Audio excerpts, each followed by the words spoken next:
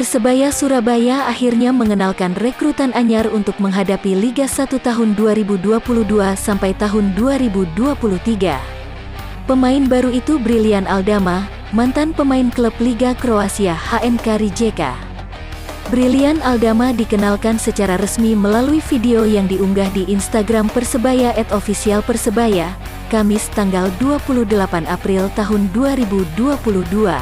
Dalam unggahan itu, Brilian Aldama mengenakan jaket hijau Persebaya.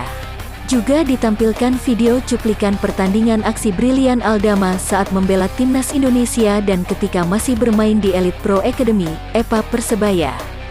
Brilian Aldama is, emoticon love warna hijau, tulis official Persebaya di caption video.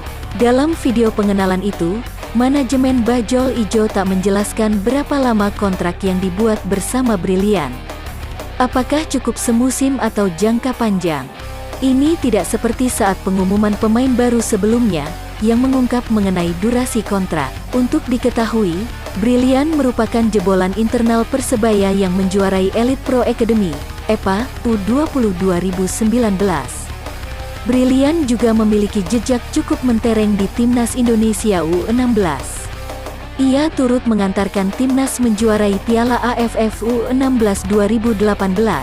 Sementara di Timnas U19, ia debut pada tanggal 7 Oktober tahun 2019. Di tim ini, Brilian sudah tampil 11 kali, tapi hanya mencetak 1 gol. Dengan bakat yang dimiliki, Brilian kemudian dikontrak oleh HNK Rijeka sejak tanggal 1 Juli tahun 2021. Namun selama bergabung klub tersebut, Brilian gagal bersinar. Hingga akhirnya Brilian mengakhiri kerjasama dengan HNK Rijeka sejak tanggal 3 Maret tahun 2022.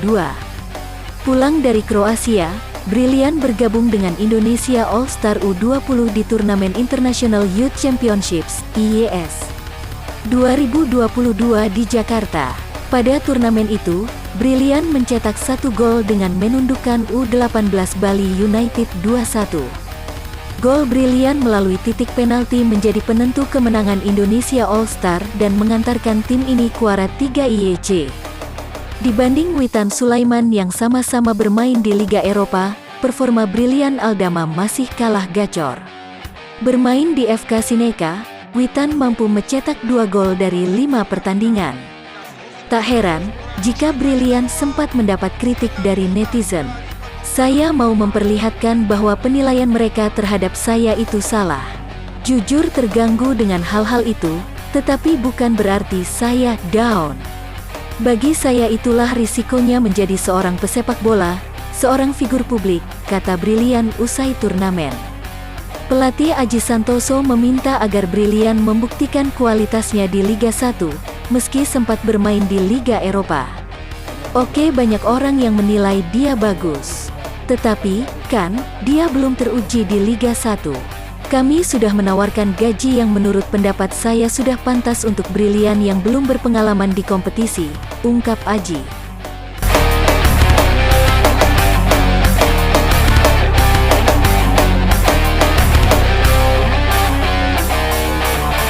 Persebaya Surabaya seakan jadi gudang timnas. Sudah lepas Rahmat Irianto dan Ricky Kambuaya, kini masih ada 8 pemain yang berpotensi dipanggil Coach STY.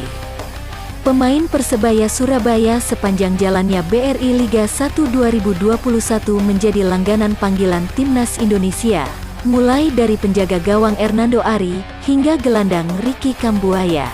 Pada perhelatan Piala AFF 2020 lalu, Persebaya Surabaya tercatat menjadi tim dengan sumbangan pemain terbanyak di Timnas Indonesia yaitu 4 pemain. Menghadapi musim depan, Persebaya Surabaya sudah melepas 2 pemain langganan Timnas yaitu Rahmat Irianto dan Ricky Kambuaya.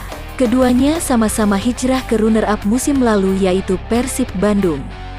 Namun layaknya gudang pemain untuk Timnas, Persebaya yang kini mengandalkan pemain muda diklaim masih punya 8 nama yang berpotensi dipanggil Coach Shin Tae-yong. Hal itu seperti diungkapkan oleh manajer Persebaya Surabaya, Yahya Al-Kathiri.